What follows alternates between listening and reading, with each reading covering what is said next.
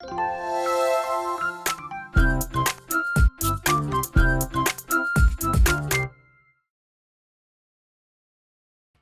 잠시 후 행복한 아침에서는 국민들의 분노를 산 분노 유발자들 준비되어 있습니다. 네, 그리고 똘똘한 자산 관리 비법, 머니 이어집니다.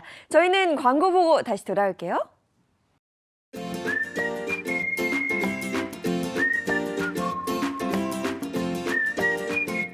안녕하십니까. 행복한 아침 이재용입니다. 안녕하세요, 정예인입니다. 어제 오늘 계속 이렇게 비가 옵니다. 오늘은 4월 16일 화요일이고요. 네. 누가 거짓말을 해서 내가 감옥에 가게 생겼어요. 감옥에 갑니다, 실제로. 네. 근데 내 말을 아무도 믿어주지 않습니다. 와, 이거 어떻겠습니까? 네. 사람이. 오늘 답답하죠. 무고죄에 대해서 분노 유발자들에서 한번 생각해 보도록 하겠습니다. 네, 그리고 보통 장애라고 하면 사고로 인한 장애 많이들 떠올리실 텐데요. 각종 질병으로 후유증이 남은 경우에도 장애연금을 받을 수 있다고 합니다. 이에 대한 자세한 이야기는 잠시 후 머니에서 짚어보도록 하겠습니다. 자, 화요일입니다. 행복한 아침 시작합니다.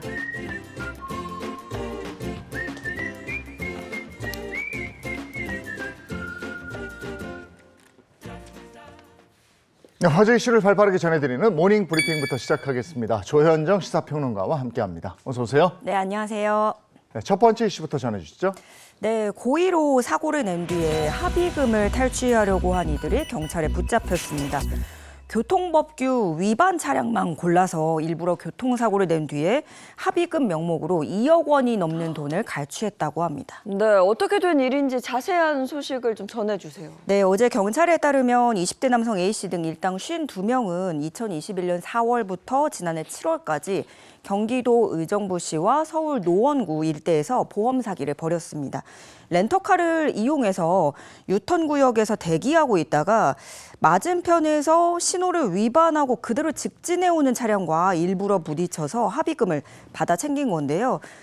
피해자들은 미심쩍었지만 그러면서도 본인들이 교통법규 위반을 했으니까 그걸로 처벌받을 게 두려워서 신고하지 않은 경우가 많았다고 합니다. 경찰은 블랙박스 영상을 판독해서 고의성이 짙은 수십 건을 선별했고요.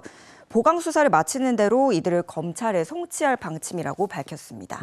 네, 약점을 잡아서 그걸 꼬투리 삼아서 이런 범죄를 저지른 거예요. 네. 근데 또 여성 운전자만 노려서 사고를 낸 것도 있다면서요? 네, 맞습니다. 이번엔 좁은 골목길에서 여성만 노린 건데요.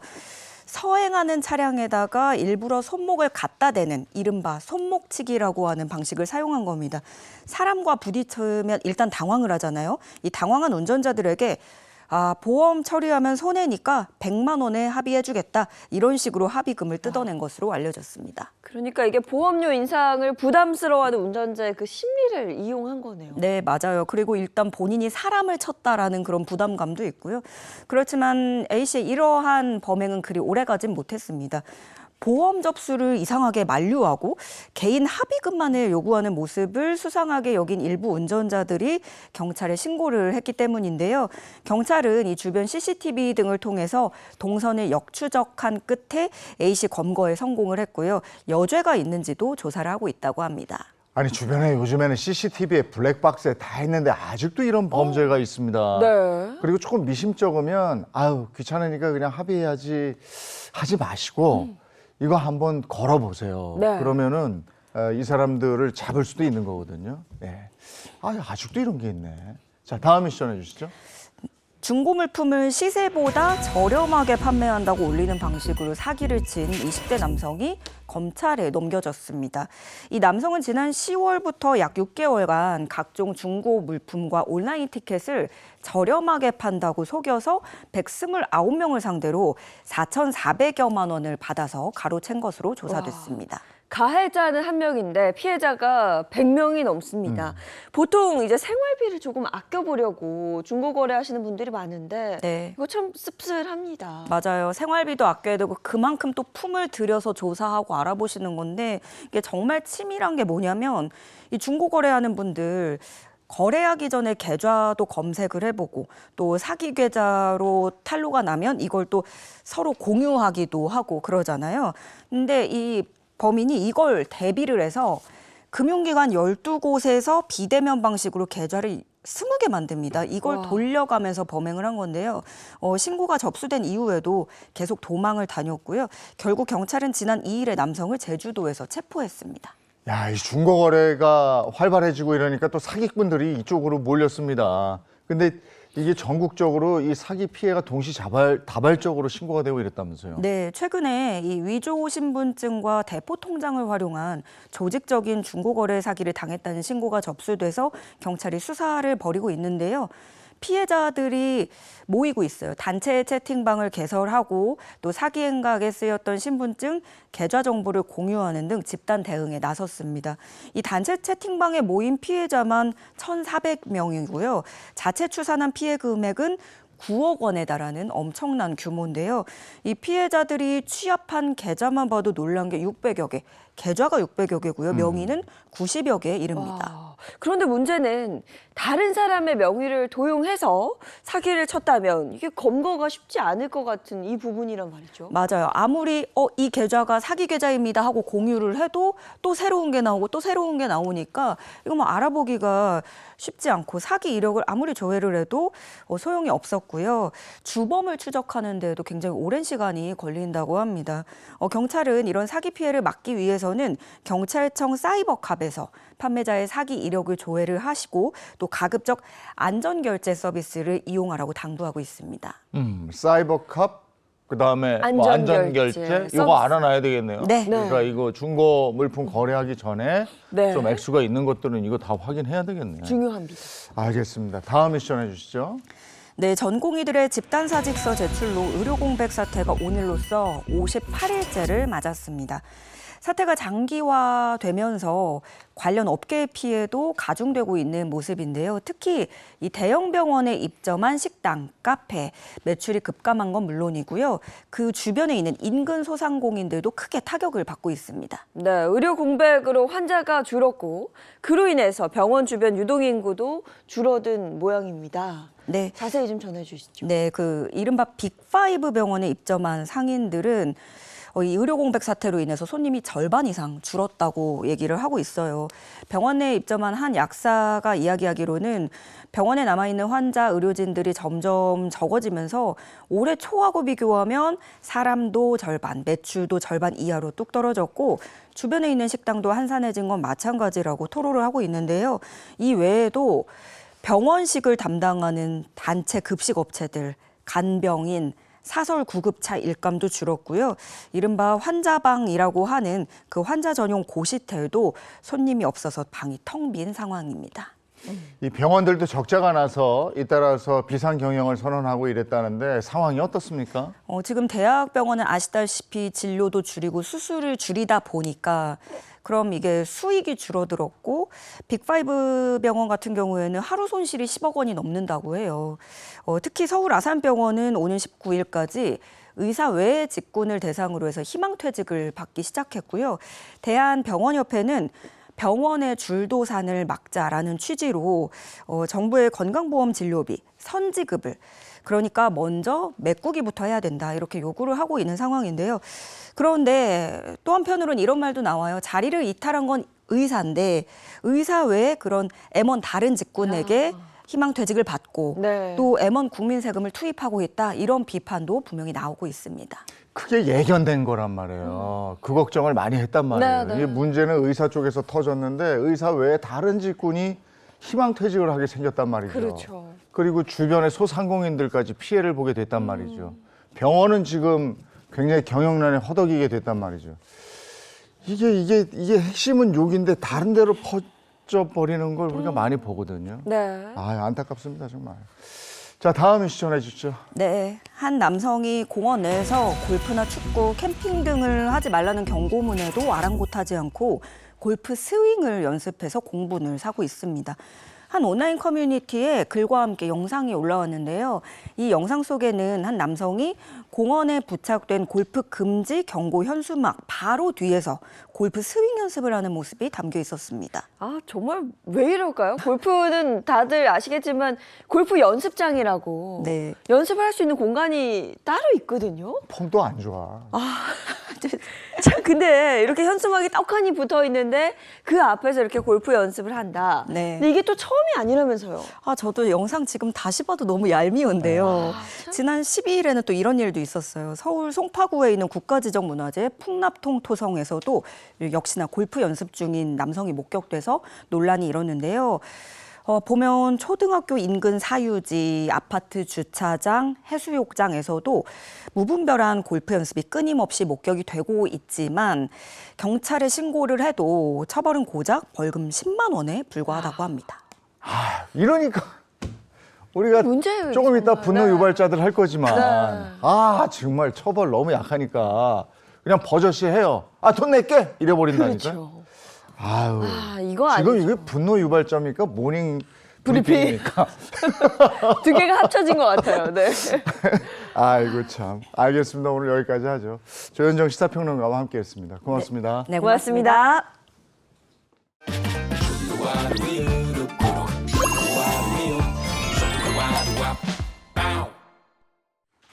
손자병법에 우리가 뭘 많이 비유해서 얘기를 하잖아요. 네네. 근데 이기는 군대는 먼저 준비를 철저히 해놓고 싸우고 지는 군대는 그냥 먼저 싸워버린다는 거죠. 네. 이런 얘기가 있더라고요. 특히 뭐 질병과 관련해서는 더 맞는 말인 것 같습니다. 그래서 준비했어요. 현대인이 가장 많이 상담하고 싶은 질병에 대해서 준비해 봤습니다. 닥터 상담소 바로 알아볼게요. 네, 안녕하세요. 행복한 아침 닥터 상담소 MC 손은옥입니다. 우리가 살다 보면 내가 겪을 때는 너무나도 고통스럽지만 남들이 겪을 때는 그 통증이 어느 정도인지 짐작하기 어려울 때가 있죠. 그러다 보면 꾀병 아닌가 싶기도 하고요. 자, 그래서 꾀병으로 오해하기 쉬운 질병을 키워드로 알아봤습니다. 3위 근육통, 2위 두통, 그렇다면 1위는 복통.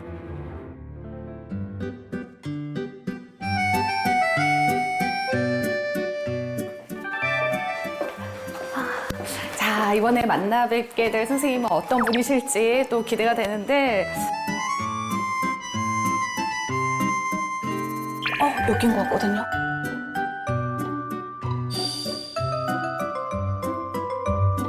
여기. 여기 계신다. 선생님 안녕하세요. 안녕하세요.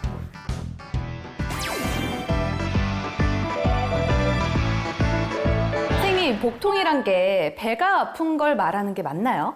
그렇습니다. 조금 더 정확하게 말씀드리면 복통이란 복부의 통증을 뜻합니다. 위로는 명치와 갈비뼈의 아랫부분, 아래로는 치골, 좌우로는 옆구리에 이르는 넓은 부위의 통증을 의미할 만큼 복부는 많은 장기와 조직, 구조물로 가득 찬 하나의 거대한 주머니와 같죠. 네, 복통의 이유를 대강이라도 좀 짐작해 볼 수는 없을까요? 복통의 원인을 파악하려면 통증 부위를 살펴볼 필요가 있는데요. 배꼽을 중심으로 복부에 십자 모양으로 선을 그어 나누어 보면 우상복부, 명치부위, 좌상복부, 우하복부, 좌하복부로 나눌 수 있습니다. 우상복부에 통증이 있을 때 원인 뭐가 있을까요? 우상복부, 즉 오른쪽 상복부는 간, 담낭, 횡격막의 오른쪽 부분, 우측 신장, 소장과 대장의 일부가 포함되어 있는데요. 특히 오른쪽 갈비뼈 아래쪽에 지속적으로 불쾌한 통증이 있고 속이 메스껍고 피곤할 때는 간염 등의 간 질환을 의심해 볼 수 있겠습니다. 그랬을 때는 이렇게 눌렀을 때 아프진 않나요? 간혹 통증이 있는 경우도 있어요. 하지만 오른쪽 상복부에 지속적인 심한 통증이 있고 눌렀을 때 극심한 통증이 느껴진다면 담낭과 담도 질환을 의심할 수 있겠습니다. 담낭이나 담도의 결석, 염증으로 오른쪽 상복부에 통증이 나타날 수 있는데 이때는 은근하기보다 아주 심한 통증이 생깁니다. 상당히 생각했던 것보다 원인이 많은 것 같아요. 저 깜짝 놀랐는데요. 네, 조금 전에도 말씀드린 것처럼 우상복부에는 간이나 담낭을 포함한 중요한 장기들이 위치하고 있기 때문인데요. 만약 우상복부에 통증이 심하게 또는 지속적으로 나타난다면 내과를 찾아 초음파 검사 등을 통해 원인을 감별하는 것이 무엇보다 중요하겠습니다. 자, 그렇다면 우상복부에 짝꿍, 좌상복부에 통증이 있을 때는 어떤 원인이 있나요?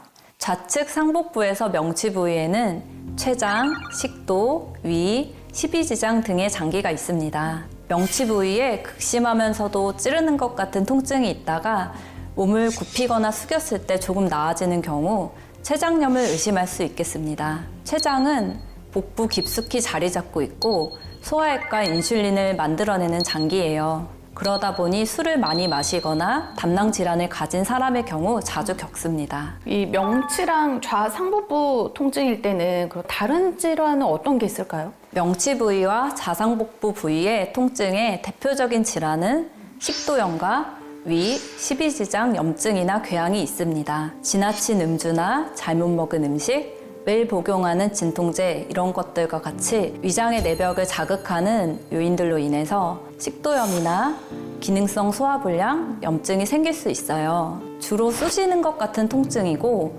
메스꺼움이나 구토를 동반하기 쉽습니다. 지속적으로 이러한 증상이 나타난다면 꼭 전문가를 찾아가셔야 합니다. 이 외에도 명치 부위의 통증은 급성 심근경색이나 협심증 같은 질환일 때 나타날 수 있어요.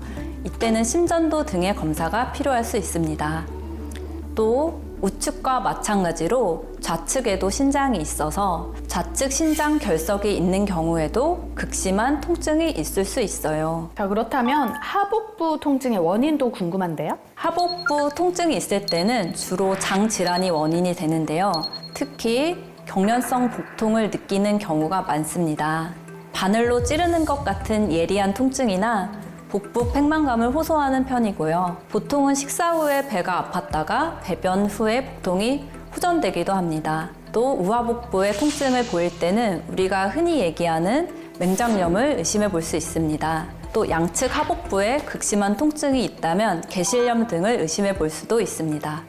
설사와 혈변을 동반하는 통증은 궤양성 대장염이나 크론병 등의 염증성 장질환, 경우에 따라서는 암이 진단될 수도 있습니다.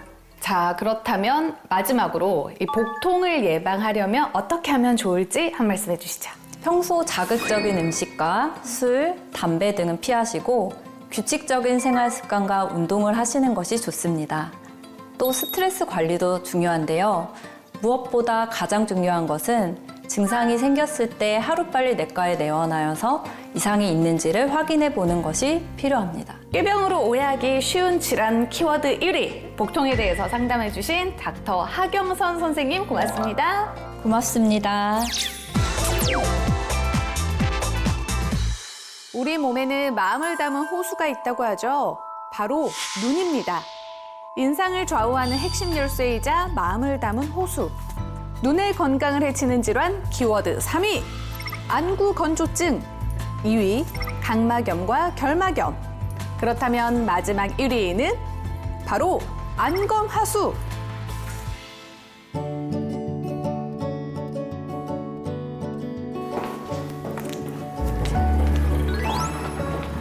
네, 이번에는 안 질환에 대해서 상담해 주실 선생님을 만나보겠습니다. 여기가 진료실인 것 같은데, 여기 계실 것 같거든요.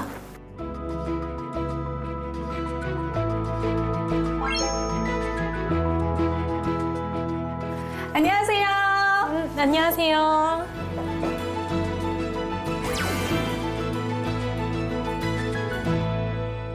선생님이 도대체 안검하수라는 게 정확하게 어떤 질환인가요? 안검하수는 위에 있는 눈꺼풀이 아래로 처져서 눈꺼풀 틈새가 작아진 상태를 의미합니다.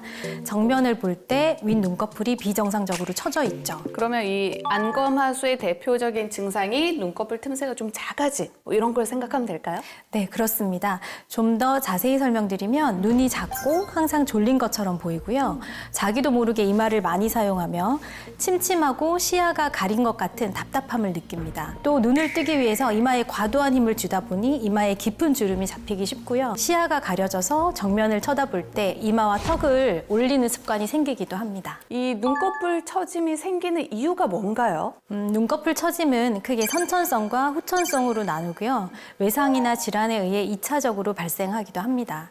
선천성 눈꺼풀 처짐은 태어날 때부터 눈꺼풀을 들어 올리는 근육, 즉 윗눈꺼풀 올림근이 완전하게 형성되지 않아 생기는데요. 한쪽 눈에만 올 수도 있고 양쪽 눈에 모두 나타나기도 합니다. 그렇다면 후천적인 경우는 어떤 걸까요? 상당수가 노화 때문입니다. 나이가 들면서 서서히 눈꺼풀 올림근의 너림줄이 약화가 되면 흔하게 생기거든요. 이외에도 외상이나 질환에 의해 3번 뇌신경 마비가 오면 갑자기 윗눈꺼풀이 아래로 처지기도 하고요. 중증 근무력증과 같은 신경 근육계 질환 등도 안검하수의 원인이 될 수 있습니다. 또한 최근에는 쌍꺼풀 액이나 쌍꺼풀 테이프, 콘택트 렌즈 등의 잦은 사용으로 젊은 층에서도 안검하수 증상이 쉽게 나타나는 추세입니다. 근데 이게 사실 보기에만 조금 졸려 보일 뿐이지 뭐 큰 문제가 생기는 건 아니지 않나 이런 생각도 들거든요. 그렇지는 않습니다. 흔히 미용상 문제만 생각하시는데요. 만약 영유아나 청소년기에 안검하수를 방치하면 속눈썹 찔림에 의해 각결막염이나 난시가 생기기도 쉽고요. 시야가 가려지기 때문에 시력이나 안구 기능의 발달이 어려워져서 약시나 사시가 생길 수도 있습니다. 더불어 어르신들의 경우 이마주름이 깊어지니까 더 나이가 들어 보이기도 하고요. 눈의 피로감, 두통, 지속적인 염증으로 인해서 빠른 노안을 부르는 등의 삶의 질이 크게 떨어지는 경우가 많습니다. 또 나이와 상관없이 눈꺼풀이 가려져서 난시 등의 시력 장애나 시야 장애가 생길 수도 있죠. 그래서 안검하수 증상이 나타난다면 반드시 전문가를 찾아 치료하셔야 합니다. 스스로 뭐 간단하게 좀 확인해 볼 수 있는 방법이 있을까요? 물론 전문가의 정확한 진단과 처방이 가장 중요하지만 개인적인 이유로 찾기 어려우실 때 집에서 손쉽게 안검하수를 자가 진단해 볼 수 있는 방법이 있습니다. 눈썹을 쓰지 않는 것이 중요해서요. 눈썹 뼈 위를 양손 검지와 중지로 누르고 눈을 부릅 떴다가 감는 것을 반복해 보면 되는데요. 이때 눈을 뜰 때 힘이 많이 들거나 눈꺼풀을 들어 올리기 어렵다면 안검하수일 가능성이 높다고 생각할 수 있어요.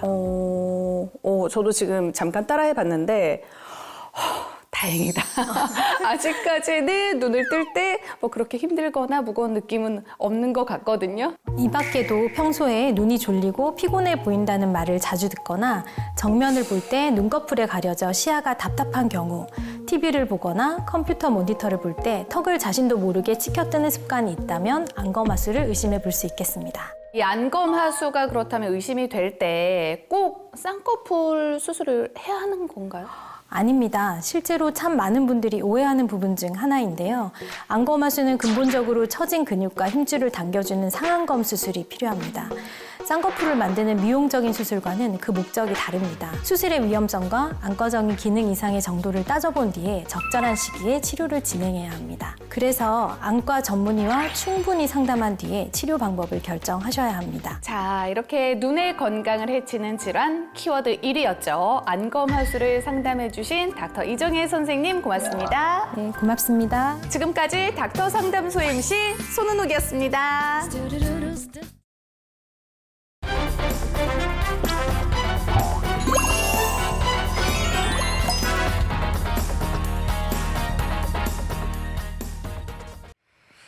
범죄자들이 제대로 죗값을 치를 때까지 우리의 정당한 분노를 모아봅니다. 분노 유발자들 배한진 변호사 그리고 신재현 씨 소개합니다. 어서 오세요. 네, 어서 오세요.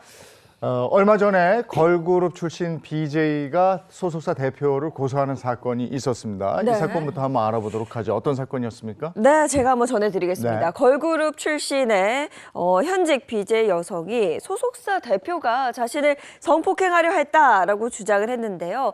하지만 오히려 검찰은 대표에게는 무혐의 판단을 내렸고요. 오히려 여성이 철창 신세를 지게 됐습니다. 아, 그러니까 여성분이 뭔가 주장을 좀 잘못한 경우인가 봐요? 네, 맞습니다. 지금 검찰은 소속사 대표의 강간 미수 혐의에 대해서는 혐의 없음 이제 증거 불충분 판단을 했고요. 반대로 이제 BJ에 대한 무고 수사로 전환을 하게 됩니다. 무고, 속일 무에 고할 고죠. 우리가 속여서 고한다. 어떤 상대방을 허위 사실로 고소 고발해서 처벌받게 하는 것이 바로 무고입니다. 네, 자 그럼 오늘의 분노 유발자들 바로 공개하겠습니다. 자, 인생을 망가뜨리는 거짓말, 무고입니다. 어떤 일을 지어내서 고소를 하는 거죠. 네. 그 사람에게 무슨 악감정이 있을 때 이러는 거 아닌가 싶은데 글쎄 그날 두 사람이 만난 날 어떤 일이 있었습니까? 네, 두 사람은 사건 당일 사무실에서 업무와 관련된 이야기를 나눴다고 합니다. 그때 이제 대표가 성폭행을 시도해서 간신히 도망쳤다라고 이 여성이 주장을 한 건데요. 그러면서 강간 미수로 고소를 했습니다. 수사는 어떻게 진행이 된 거죠? 네, 수사를 했는데 결국에는 이제 증거불충분, 혐의 없음 처분이 됐고요.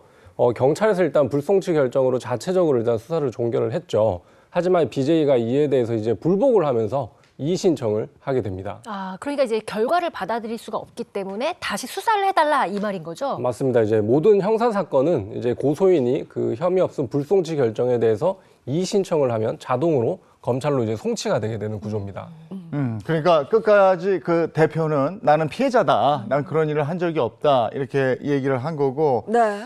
이 상황에서 여성의 진술 외에 다른 증거는 없었다는 거고요. 네. 그런데 그 장소에 목격자가 있었습니다. 목격자가 예. 있었네요. 다행이네요. 누구예요? 바로 이제 CCTV인데요. 같이 한번 CCTV를 한번 보시겠습니다. 네. 네, 당시 CCTV 영상입니다. 자, 대표를 밀치고 사무실에 뛰쳐나왔다는 여성의 주장과는 달리 문을 열고 여유롭게 나오는 모습이 보시는 것처럼 담겨 있었고요. 대표의 사무실에서 나온 직후에 화장을 고치는 등 편안해 보이는 이 여성 BJ의 모습이 CCTV에 그대로 찍혀 있었습니다.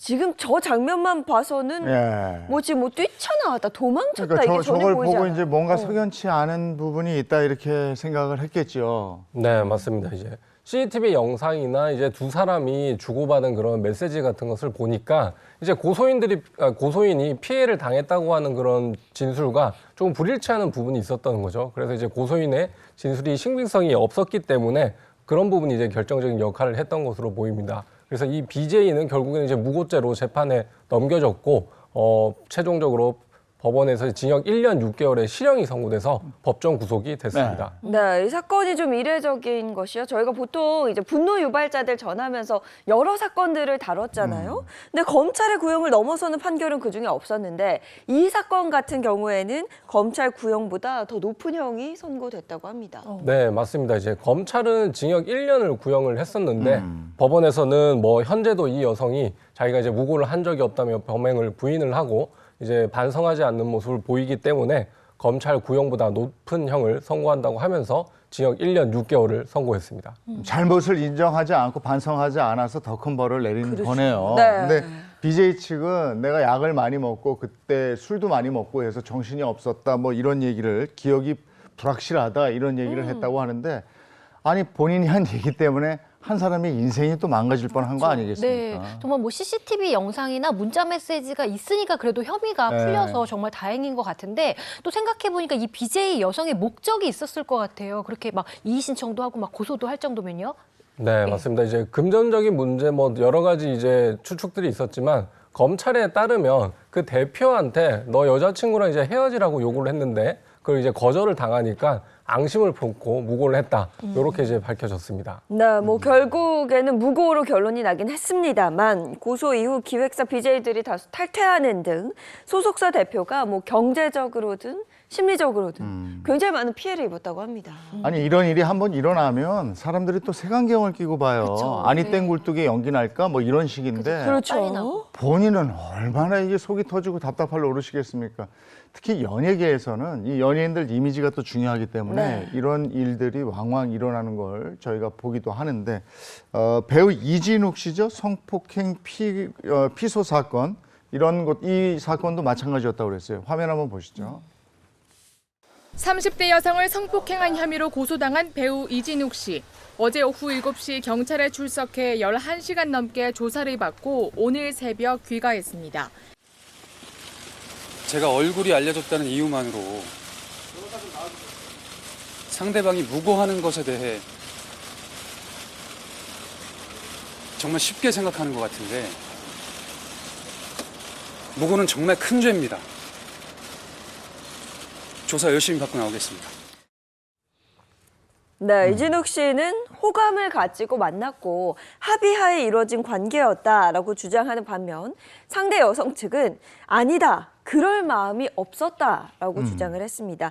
둘 중 한 사람은 분명 거짓말을 하고 있다는 얘기죠. 네, 그렇습니다. 이 사건 같은 경우에도 이제 경찰, 검찰에서 이제 수사를 했는데 당연히 이제 강간 혐의, 성폭행 혐의에 대해서는 무혐의 처분이 됐고요.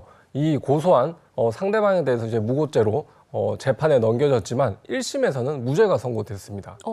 이상하네요. 이게 보통 이제 둘 중에 하나는 좀 결론이 누구 손을 좀 들어줄 것 같은데 네. 성폭행을 한 것도 아니다. 근데 무고도 아니다.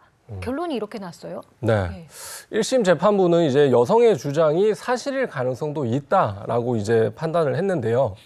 성관계에 대해서 이제 여성이 명시적으로 동의한 사실은 없는 걸로 보입니다. 하지만 또 신고 사실이 객관적 사실에 반해 허위라는 적극적인 증명이 있어야 하는데요. 즉 이제 단순히 고소인의 진술이 신빙성이 낮다. 이제 뭐 믿기 어렵다라는 것만으로는 이제 부족하고 앞선 이제 BJ 무고 사건처럼 CCTV나 대한해운과 같은 객관적 증거에 의해 허위 사실이 증명되어야 한다는 것입니다. 1심은 이랬고, 근데 2심에서 이게 뒤집혔다면서요? 네, 그렇습니다. 일단 그 이진욱 씨가 여성과 나눈 대화를 한번 보시면요.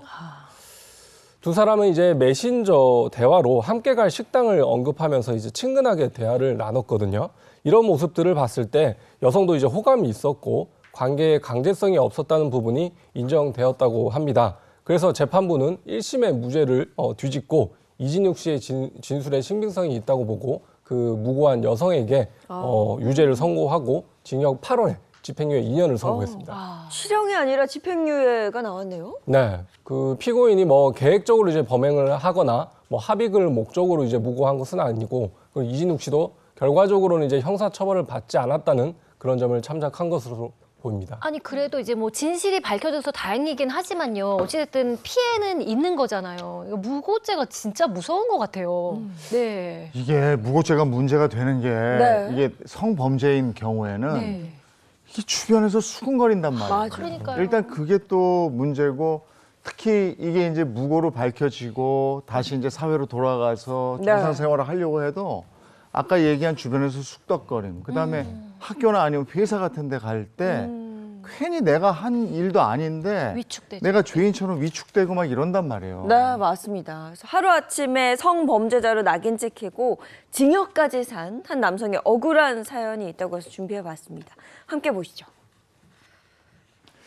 네, 사건은 2015년으로 거슬러 올라갑니다. 전남 곡성에서 가족과 함께 평범하게 살고 있던 50대 남성 A씨인데 어느 날 윗집 여성이 찾아와서 A씨가 자신의 조카를 성폭행했다고 지목하게 되는데요. 그 여성을 알지도 못한다는 A씨. 하지만 피해를 주장하는 여성과 가족들의 증언으로 결국 구속돼서 1심에서 징역 6년을 선고받습니다. 피해자의 말을 한번 들어보시죠. 성폭행 했냐 안 했다.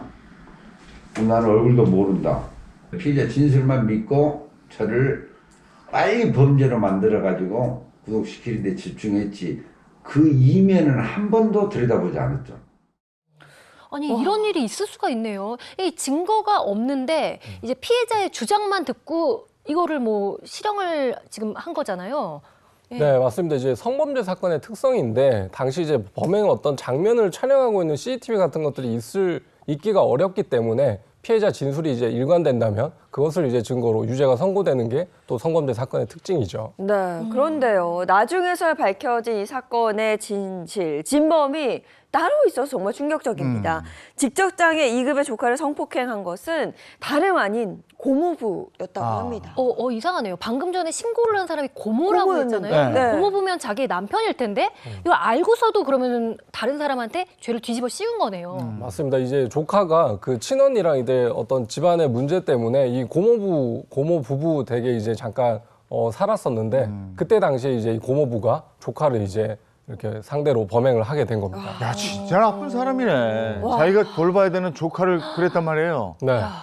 그러니까 보통 이런 경우에는 고모 입장에서는 자기 남편인 고모부를 이제 처벌받게 해야 될 것 네. 같은데 네. 이 고모는 오히려 그 남편이 아닌 다른 사람에게 그 성범죄 혐의 사실을 뒤집어 씌우는 데 아이고. 노력을 한 거죠. 이상하네. 정말. 아니, 남편이 잘못했다는 걸 아는데 어떻게 그걸 다른 사람한테 무고를 그렇죠. 예, 할 수가 있는지. 일단 남편을 먼저 좀 보내야 되는 거 아니에요? 그래서 예, 그러면 실형을 고모부가 범인이라는 사실은 이게 저 조사하면서 밝혀진 모양이네, 수사 과정에서. 아닙니다. 이제 수사관이 밝혀내진 않았고 A 씨가 이제 그 구속이 되니까 네. 이 A 씨의 딸이 전국 곳곳으로 이제 돌아다니면서 증거를 직접 수집해서 자기 아버지의 억울함을 밝혔습니다. 네, 한번 그 사건 다시 한번 보시죠.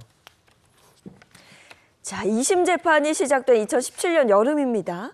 그러니까 A씨가 감옥에 갇힌 지 300일 전후였습니다. A씨의 딸은 피해 주장 여성인 조카 정씨가 고모 집을 나가 다른 지역에서 동거남과 함께 살고 있다는 소식을 접하게 됩니다. 수소문 끝에 조카를 만나서 이 사건의 전말을 듣게 되는데요. 아버지의 2심 선고 직전이었습니다. 자, 이 사건에 이 조카를 추궁한 결과 고모가 김 씨에게 성폭행을 당했다고 말하라고 시켰다. 안 그러면 센터를 보내거나 감옥에 집어넣겠다고 해서 어쩔 수 없이 그랬다라고 자백을 했다고 합니다. 야, 결국 자신의 죄를 덮기 위해서 이게 무고를 한 거예요. 네. 이제 죄 없는 사람을 범죄자로 만들어서 지금 감옥에 가서 살고 있은 지 300일째 될 때 이런 일이 있었던 거잖아요. 이미 살고 있었다는 거잖아요. 그렇죠. 옥살이를 아이고, 하고 정말. 있다가. 아니 근데 이제 더 화가 나는 건 경찰이요. 그거를 고지고대로 그냥 아무런 막 수사도 안 하고 받아들였다는 게 더 화가 나는 것 같아요. 아니 그러니까 이거 쉽게 말해서 수사기관이 해야 할 일을 이 딸이 억울함에 아버지의 누명을 벗기고자 딸이 직접 했다는 거고요. 그 억울한 옥살이의 성폭행범이라는 누명까지 썼다는 거니까 이거를 누가 보상해 줄 수 있겠냐고요. 아니 그 시간을. 그 딸이 경찰 해야 되겠네. 진짜. 근데 이런 거는 정말 나라에서 보상해 줘야 되는 거 아니에요? 네, 맞습니다. 당연히 뭐 형사보상 청구가 가능하고요. 실제로 이 그 아버지도 경찰이 이제 수사를 잘못했다는 이유로 국가를 상대로 국가배상 청구를 제기하게 되죠. 그런데 문제는 이 고모 부부가 이웃을 성폭행범으로 몰아갔던 것이 이번이 처음이 아니라고 합니다.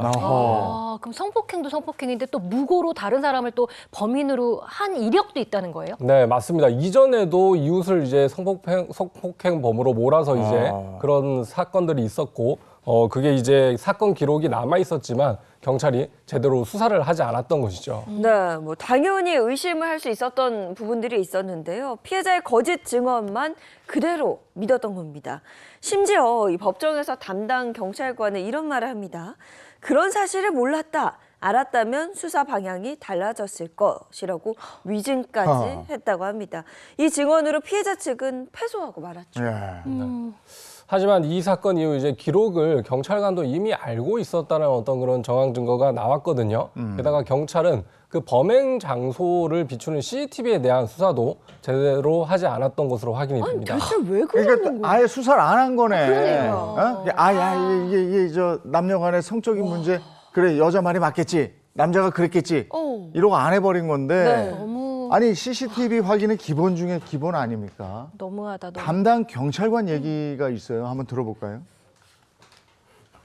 3개월 지난 시점에 CCTV를 뭐 확인을 해야겠다는 생각은 전혀 하지 않았고 이미 뭐 삭제가 됐을 거라고 당연히 생각을 했었고요. 혹시나 하는 마음에 모텔 업주나 CCTV가 저장 기간이 얼마나 되냐? 라고 물어보니까 일주일이라고 답변을 그때 받았었습니다. 하지만 피해자 딸이 숙박업소를 직접 찾아가서 조사한 결과 CCTV의 저장 기간은 4개월이었다고 합니다. 그러니까 지레짐작으로 3개월이면 다 지워졌겠지. 이러고 안 했다. 이런 그렇죠. 얘기인데 이것도 핑계 아니겠습니까? 핑계 같아요. 야, 그 조카를 찾아내서 증거 확보하고 CCTV 뒤지고 수사기관이 해야 될 일을 이 피해자의 딸이 온전히 해냈어요. 네, 이 따님이 정말 대단합니다. 네. 이 모든 증거들을 가지고 항소심에 출석해서 모든 걸 딸이 털어놓게 되는데요. 그제야 아버지가 무죄 판결을 받을 수 있었다고 합니다.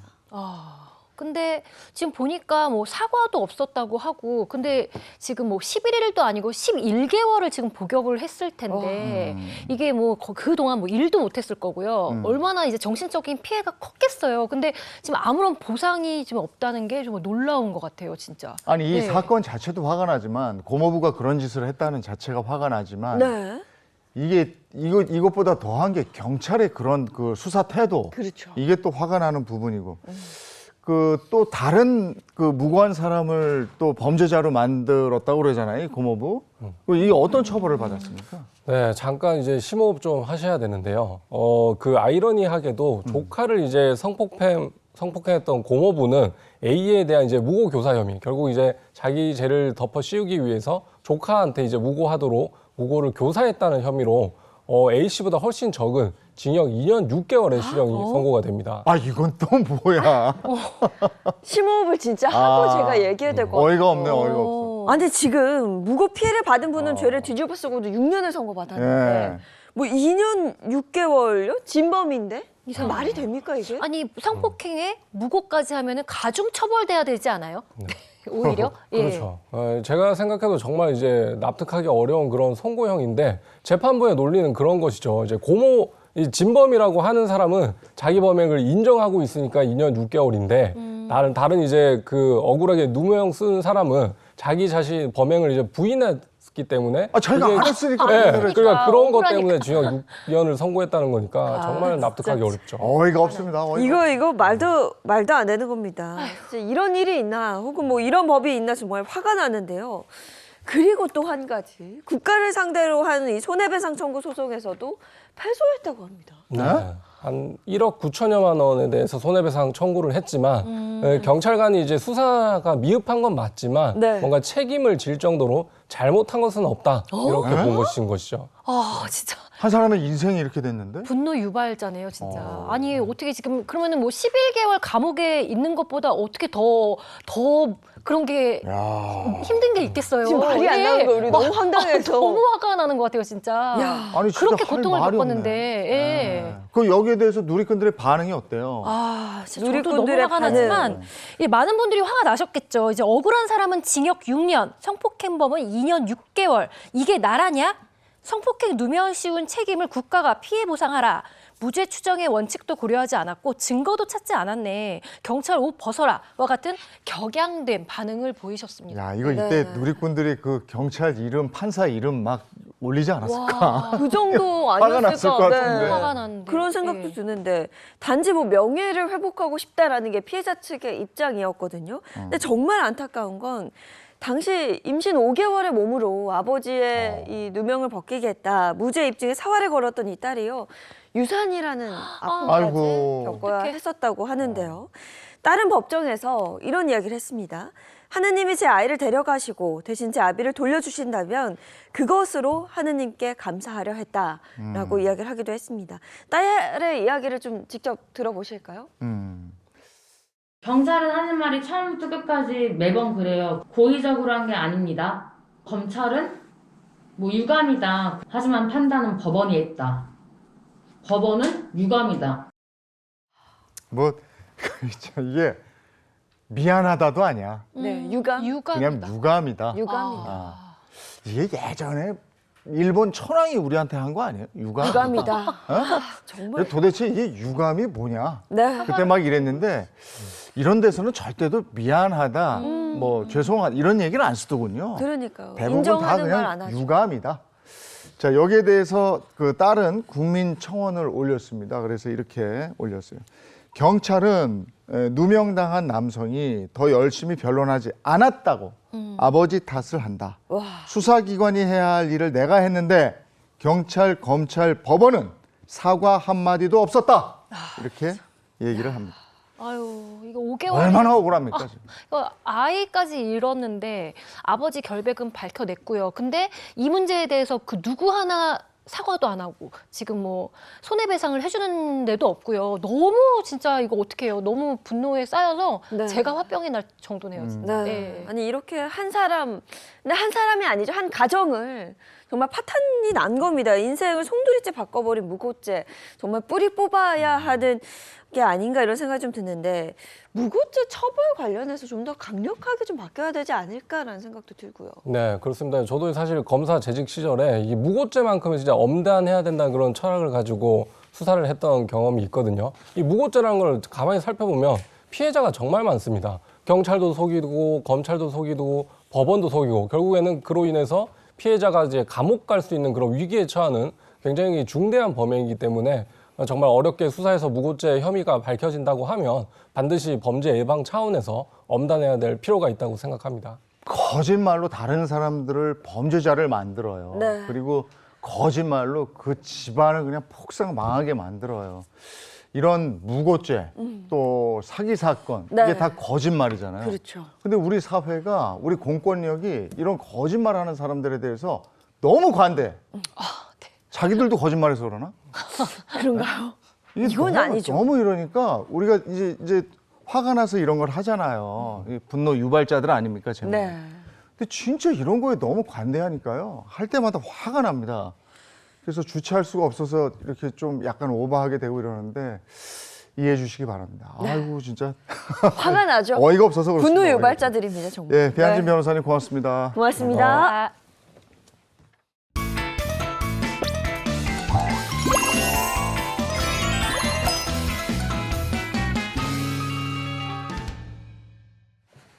네, 머니 시간입니다. 지난해 국민연금 가입자 중에서 월 200만 원 이상 받는 사람이 18,000명에 달한다. 이런 기사가 있네요. 네, 국민연금 제일 많이 받으시는 분이 개인 등록은 266만 원, 또 부부 합산 금액은 469만 원이라고 하는데요. 오늘 국민연금 이야기 좀 자세히 나눠보도록 하겠습니다. 김현우 소장님, 어서 오세요. 네, 안녕하세요. 야. 김현우입니다. 아니 소장님 이게 네. 제가 알아봤는데 부부 기준 노후 최저생활 생계비 네. 생계비가 251만 원이라고 들었어요. 그렇습니다. 근데 지금 MC분들 얘기를 들어보니까 충분히 지금 국민연금 갖고도 생활할 수 있겠는데요? 그렇죠. 예. 이게 251만 원이 물론 이제 최저 생계비, 뭐 최저 생활비 이 정도니까 풍요로운 노후는 아니더라도 사실은 그 정도 이상을 받는다? 그러면 그 최저 생활은 이어나갈 그렇죠. 수 있다는 생활은. 거죠. 맞습니다. 그리고 이제 부부 합산 469만 원이면 연봉으로 따지면 5,600만 원.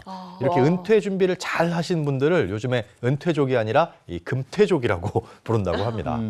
금퇴조. 예. 지금까지 우리가 국민연금 몇 번 달았는데 우리 아직 잘 모르는 국민연금의 또 다른 혜택이 있다고 그래요. 네, 맞습니다. 모르면 못 받는 국민연금. 연금 개시 전이라도 또 이런 경우라면 국민연금 받을 수 있습니다. 어떤 일인지 사연으로 먼저 살펴보시죠.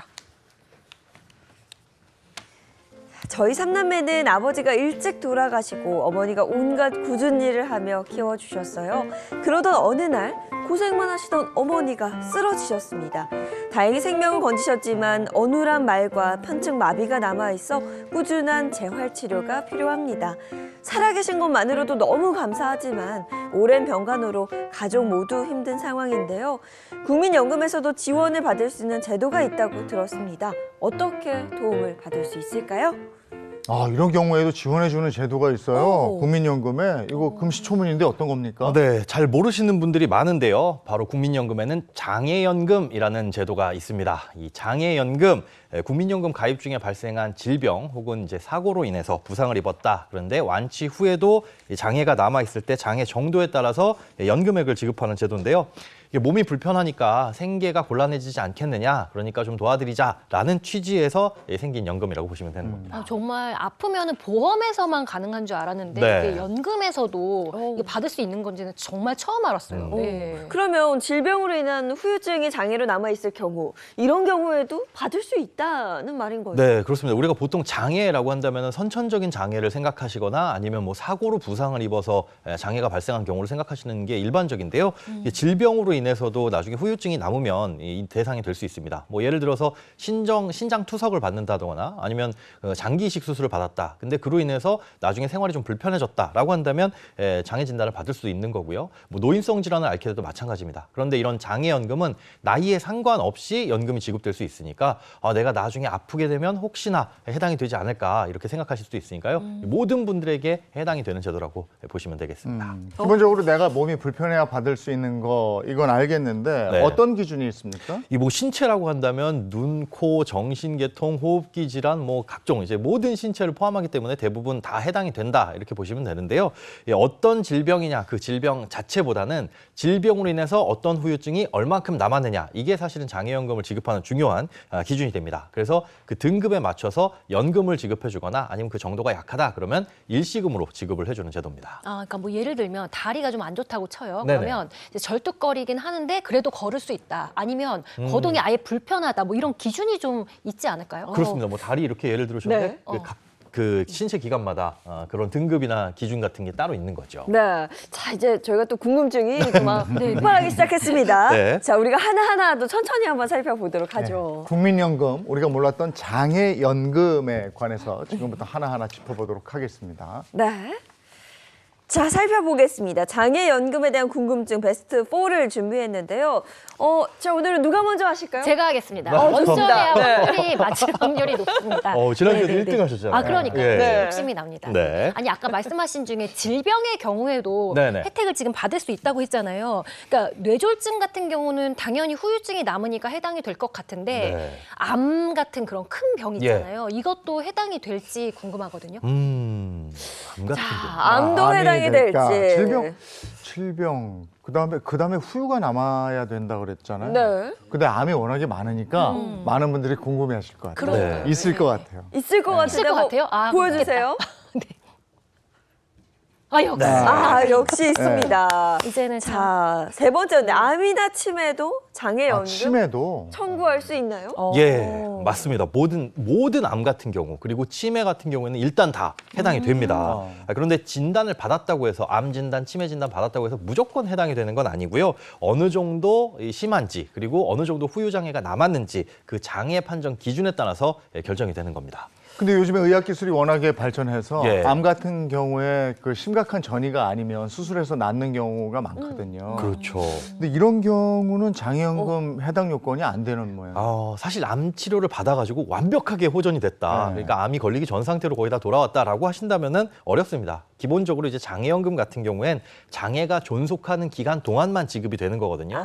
그러니까 뭐 기적적으로 그게 다 치료가 됐다라고 한다면 지급이 안 될 텐데 암 같은 경우에는 치료 기간이 오래 걸리는 경우들이 많이 있어요. 그런데 그렇게 치료를 받는 중에도 장애 등급을 받게 되면 그때도 이제 연금이 지급되니까 치료 중이라도 해당이 되는지 꼭 한번 확인을 해보실 필요는 있습니다. 그럼 이 부분에 대해서는 확인하고 심사하는 규정이 좀 따로 있을 것 같다는 생각이 들어요. 네, 맞습니다. 이제 장애연금을 받을 수 있는지 없는지는 우리가 개인적으로 판단할 수는 없고요. 내가 장애연금을 받을 수 있을 것 같은데 어떤가요? 해서 국민연금에 신청을 하게 되면 거기에 이제 전문가들이 그 등급 판정 기준에 따라서 심사를 하게 됩니다. 만약에 이제 자격에 해당이 된다라고 한다면 연금을 받으실 수가 있는 거니까 이런 것들은 꼭 알아두시고 신청하지 않으면 안 주니까 꼭 신청을 하셔야 됩니다. 그러니까 그게 이제 암 걸리잖아요. 네. 그러면 5년 동안 장애 판정이 나와요. 네. 그러니까 5년 동안 왜 우리가 세금 신고하고 이럴 때 가족 뭐 올릴 때 암 네. 걸렸으면 5년 동안은 장애로 그걸 이렇게 세금 감면을 해주거든요. 네. 그런 걸 좀 알아봐야 되겠네. 네. 그리고 또 하나 아까부터 제가 이게 궁금한 게 있어요. 아니, 근데 잠시만요. 네. 저희가 지금 너무 급해요. 저희가 또 규칙이 있잖아요. 이런 거 처음 알아요. 도전을 외치셔야죠. 네. 그래요? 질문했어요. 도전. 도전. 네, 도전. 네. 네, 말씀해 보시죠. 장애연금과 장애인 연금이라는 게 있잖아요. 네네. 그죠? 맞아, 맞아. 요거는 다른 건가? 이거 궁금해할 거예요. 요거 왠지 있겠다, 질문에 있겠어. 있을 예. 것 같아요. 장애연금, 장애인 연금. 궁금하네. 질문에 있는지 한번 보여주세요. 첫 번째. 1위야. 우와. 아유, 그래. 축하드립니다. 자, 우와. 1위 첫 번째 있었어요. 장애인 연금과 다른 건가요인데, 자, 소장님 두 가지가 다른 걸까요? 뭐 인이라는 글자 하나 빠진 네. 거잖아요. 근데 장애인 연금과 장애연금은 다른 겁니다. 그럼 좀 많은 분들이 헷갈리실 것 같은데 그렇죠. 좀 뭔가 통일을 하거나 왜 두 개로 만든 걸까요? 네, 이게 이제 1위에 올라와 있는 이유일 것 같은데요. 두 가지의 차이점을 한번 보시자면요. 이 장애인 연금 같은 경우에는 사회보험입니다. 사회보장이고요. 그리고 장애연금은 사회보험이에요. 그러니까 사회보장이라는 건 어려운 사람을 돕겠다는 취지거든요. 네. 반대로 말하면 어렵지 않으면 돕지 않겠다라는 거죠. 그래서 재산이 적거나 이런 분들에게 지급이 되는 거고 소득이 높거나 재산이 많으면 혹은 장애가 가벼우면 이 장애인 연금은 지급이 안 됩니다. 반면에 이제 사회보험은 재산이 많든 적든 큰일을 생겼으면 도와주겠다라는 거거든요. 하지만 조건이 있는데 보험에 가입하고 나서 생긴 일에 대해서만 보장을 해주는 겁니다. 예를 들면 우리가 자동차 보험에 가입하고 나서 사고가 나면 보장을 해주고 네. 뭐 암보험에 가입하고 나서 암에 걸리면 보장을 해주는 것처럼 이런 사회보험, 장애연금 같은 경우에는 그 보험을 가입한 다음에 보장을 해준다. 그거랑 비슷한 개념이라고 보시면 됩니다. 그러니까 사회보험이 국민연금은 가입한 사람, 국민연금 가입한 사람이 혜택을 받을 수 있는 거고. 네. 그러면 장애인연금하고 장애연금하고 둘 다 받을 수도 있는 거예요? 그럴 수도 있고 아닐 수도 있습니다. 왜냐하면 이제 두 가지 경우에는 각각 기준이 다르기 때문인데요. 이 장애인 연금 같은 경우에는 장애 판정을 받았다라고 하더라도 장애가 심하거나 아니면 또 뭐 소득이 낮거나 이런 기준을 충족하셔야 돼요. 근데 그런 분이 장애인 연금을 받으시면서 국민연금에서 주는 장애연금의 기준까지 충족하게 된다. 그러면 두 가지 다 받으실 수가 있는 거죠. 그럼 궁금한 게 그 네. 장애를 판정하는 그 기준은 어떻게 되는 거예요? 요것도 이제 사람들이 많이 헷갈려 하시는 부분이에요. 이 장애 기준도 두 가지가 다릅니다. 그러니까 장애인 연금에서 얘기하는 건 장애인 복지법에 따른 기준을 적용을 하거든요. 그러다 보니까 여기 기준은 1등급에서 6등급으로 장애를 분류를 해요. 그런데 장애연금, 국민연금에서 주는 이 장애연금 같은 경우에는 1등급에서 4등급으로 분류를 합니다. 그러니까 같이 동시에 충족한다면 지급이 될 수도 있는데 한쪽에만 충족이 된다면 한쪽에서만 연금이 나오는 그렇게 받을 수가 있게 되는 거죠. 네. 등급 개수 자체가 다르니까 서로 다른 급수가 나오는 거네요. 네, 그렇습니다. 뭐 예를 들자면 간 이식을 받았다. 이 경우에 장애인 복지법에서는 그건 심하지 않은 장애다라고 해서 장애인 연금은 나오지가 않습니다. 네. 그런데 국민연금에서 주는 장애연금 같은 경우에는 1, 2, 3급 정도 연금을 지급해야 될 정도로 심하진 않지만 4급에는 해당되거든요. 이 경우에는 장애 일시금이라는 걸 지급해 주도록 돼 있습니다. 그러니까 장애인 연금이랑 장애연금이 다르다는 거는 이제 알겠고요. 이제 국민연금을 그러면 가입한 사람이 만약에 장애가 있어요. 네. 그러면 무조건 그 사람들 다 받을 수 있는 건지. 예, 그게 궁금해요. 그건 또 아닙니다. 이제 국민연금을 가입하기는 가입해야 되는데 여기에 또 기준이 있습니다. 바로 국민연금 가입 기간입니다. 그러니까 국민연금을 가입하자마자 이번 달에 가입 처음 냈는데 국민연금 보험료를 근데 이번 달에 장애를 얻었다라고 한다면 이런 경우에는 받기가 힘들 수 있고요.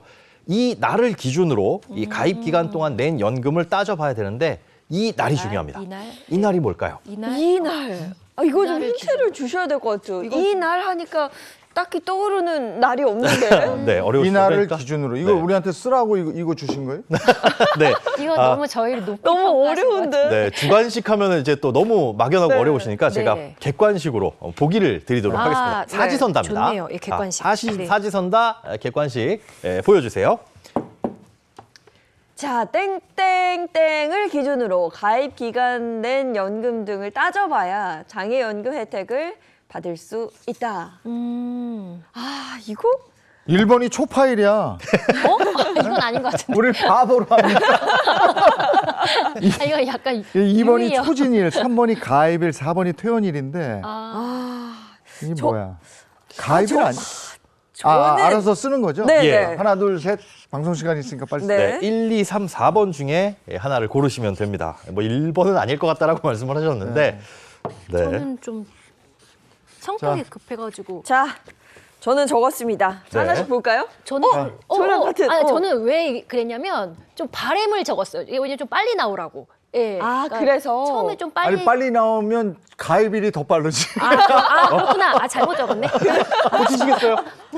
초진일. 근데 가입일은 아까 고쳐야 되는데, 앞서 뭐 3번. 비슷한 네, 얘기 했는데 3번으로 안 되는. 그래 아닌 것 같고 네. 초진일이 맞는 것 같네. 그렇죠. 네. 가입일인가? 정답은 진짜 바꾸실 겁니까? 저 가입일로 바꿀게요. 그럼.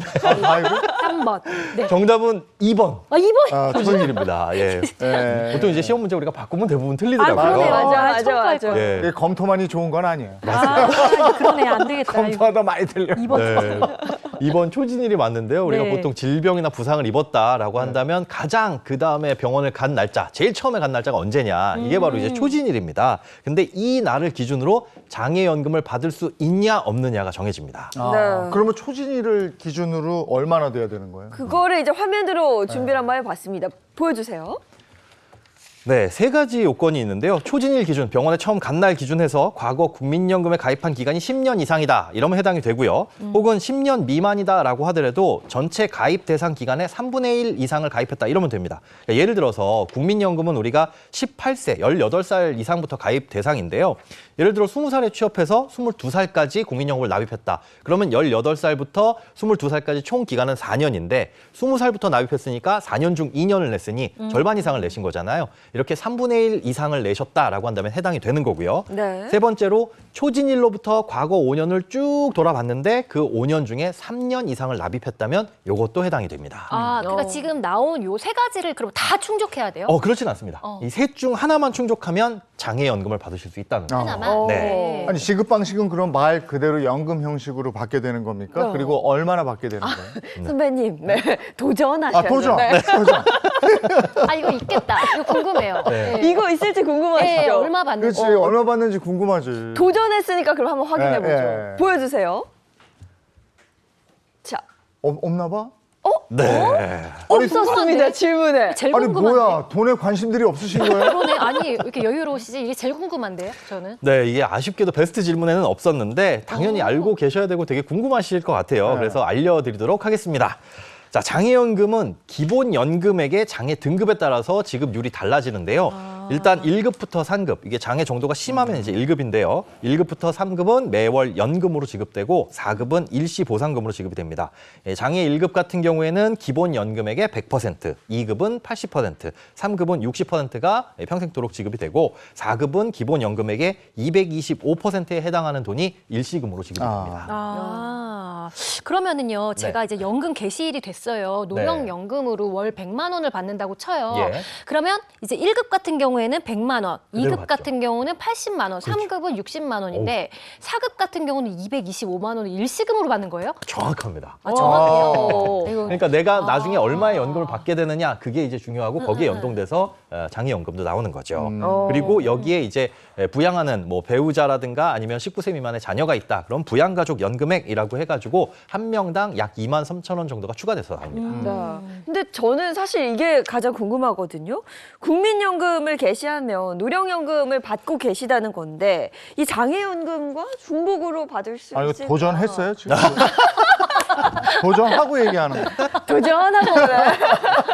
아, 그것은 바로 중요하죠. 있을 것 같아요. 적용하셨네. 그죠? 네. 이거 중요한데. 아, 중요하네. 그럼 노령연금 받으면서 추가로 장애연금 받을 수 있는 건지. 네. 자, 그게 도전하겠습니다. 질문. 네, 제 첫 도전이거든요. 정답 한번 보여주세요. 있을까요? 자, 네. 있었습니다. 있네. 다른 연금과 중복해서 받을 수 있나요? 네. 다른 연금을 받고 있어도 장애연금 중복 수령이 가능하다. 네, 이게 사실 뭐 공무원 연금을 받고 있다, 뭐 여러 가지 연금이 있는데요. 국민연금 같은 경우에 노령연금, 장애연금, 유족연금 여러 가지가 있죠. 그런데 네. 안타깝게도 이 연금들은 동일한 목적을 갖고 있기 때문에 두 가지를 전부 다 중복해서 수령하실 수는 없습니다. 이게 한정된 재원으로 국민 모두에게 이제 혜택이 돌아가도록 그렇게 설계가 돼 있기 때문에 두 가지 중에 하나만 이 선택을 하셔야 되는데요.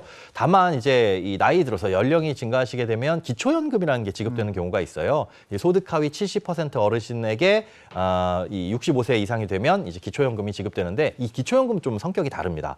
그리고 장애연금 같은 경우는 소득으로 보지 않기 때문에 기초연금 받으시는 분들도 장애연금을 얼마든지 받으실 수 있다. 기초연금에는 제한이 없다. 이렇게 생각하시면 되죠. 네, 자 이거 한번 정리를 해드리면 국민연금 내에서는 뭐 노령연금, 유족연금과는 중복 수령이 안 되지만 하나 중요한 거 기초연금과는 중복으로 받을 수 있다는 이야기입니다. 네. 그리고 아까 전에 이게 등급별로요, 이게 받는 기준이 좀 있다고 하셨잖아요. 네네, 그렇습니다. 그 국민연금 자격 심사 규정이 있다라고 하셨는데 그 기준이 어떤지 좀 설명해 주세요.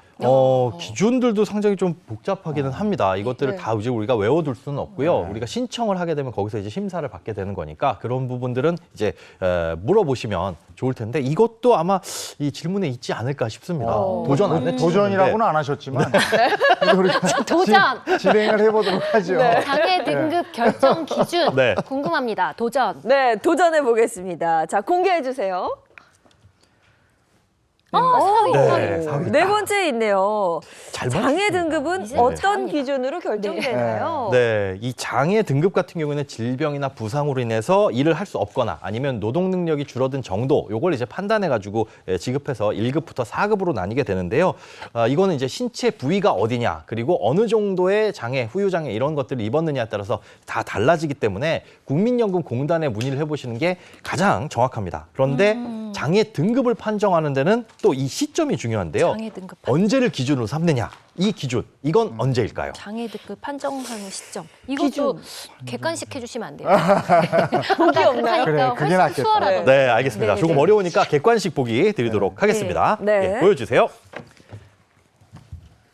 장애 등급을 판정하는 판정하는 시점입니다. 시점? 초진일이고 완치일이고 그다음에 발병일, 사고일 이렇네요. 네, 초파일은 없습니다. 이번엔. 이거는 좀 난이도가 쉬운데? 그렇지. 네. 장애 이거 뭐 초진일에 초진했는데 장애가 있습니다, 없습니다는 아닐 거고. 네. 그래요? 그죠? 그러면 요 정도는 제가 네. 맞출 수 있습니다. 자, 자, 하나, 둘, 하나, 둘, 네. 셋. 다 한 다음에 자, 결정되는 거 아닌가? 그렇지. 그렇죠. 다 한 다음에? 다, 네. 다 완치. 고친 다음에 네, 장애가 네, 남네, 네. 안 남네 하더라고요. 네, 네. 맞습니다. 정답은 모두 다 맞추셨습니다. 오, 2번 이제 완치일입니다. 좀 이해가 되네요. 예. 네. 이게 근데 사실 헷갈릴 수가 있어요. 완치 그러면은 우리가 완벽하게 다 나은 거 아니야? 라고 이제 오해를 하실 수가 있는데 이제 표현이 완치. 그러니까 병원에서 이제는 병원 안 오셔도 됩니다. 라고 의사 선생님이 말씀하시는 그날을 완치라고 볼 수 있어요. 하지만 완치가 됐다는 게 바로 질병이나 부상을 입었을 때 그 전후로 돌아간다는 건 아닌 네. 거죠. 치료가 더 이상 필요 없지만 앞으로 고정적으로 이런 장애가 남을 수 있습니다. 라고 할 수 있는 거기 때문에 완치를 기준으로 판단을 하게 됩니다. 그러니까 완치가 됐다는 건 다 나았으니까 퇴원하세요. 보통은 이렇게 좀 생각을 그렇죠. 하는데. 네, 근데 뭐 맞습니다. 무릎 수술했다고 하면 재활 기간도 네네네. 있는 거고. 그래서 완치일 이후에 판단을 하는 거다. 그렇죠. 이런 얘기입니다. 맞습니다. 그 뇌졸중으로 쓰러진 다음에 퇴원을 하지만 후유증이 평생 갈 수 있습니다. 이렇게 되는 경우가 있으니까. 그렇죠. 치료해야 이게 완전히 정상 호전되진 않으니까. 그렇습니다. 그럴 때 이제 판단되는 거고. 이제 더 이상 병원을 안 오셔도 되는데 여기에서 이제 호전되진 않습니다라고 네. 한다면 그때부터 이제 기준이 되는 거죠.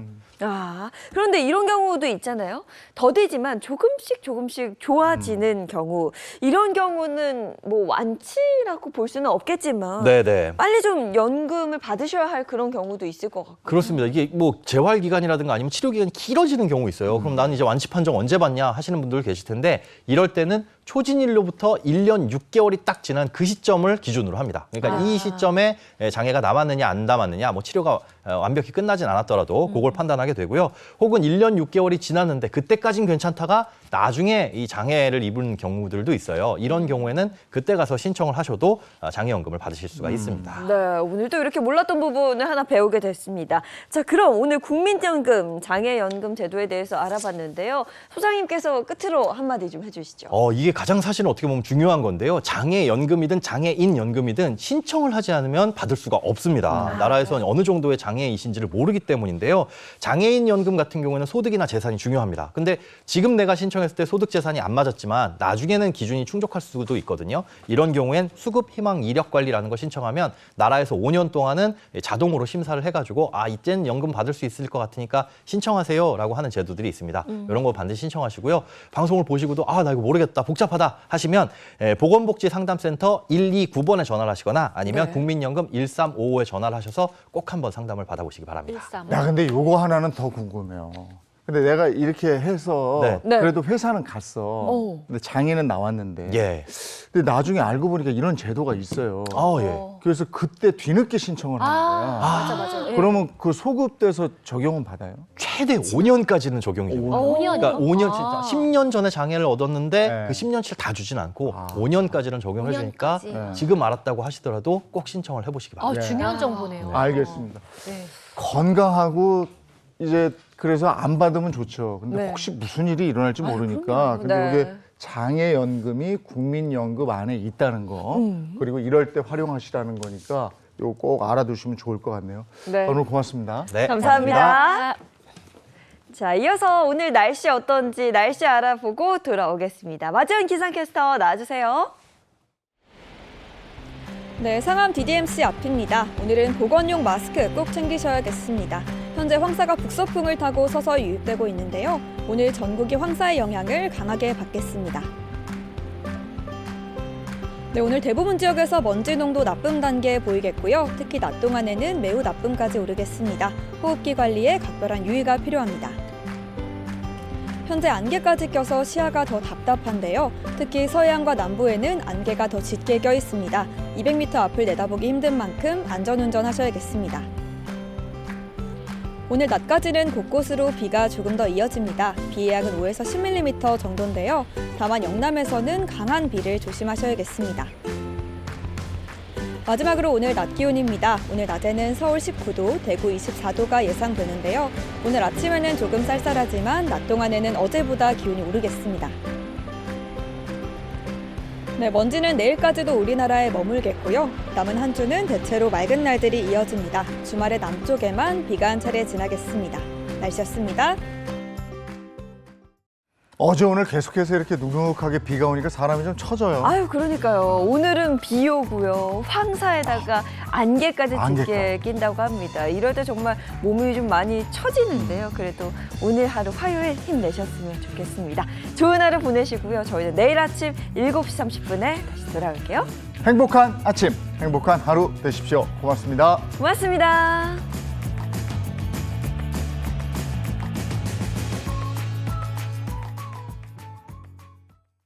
채널 A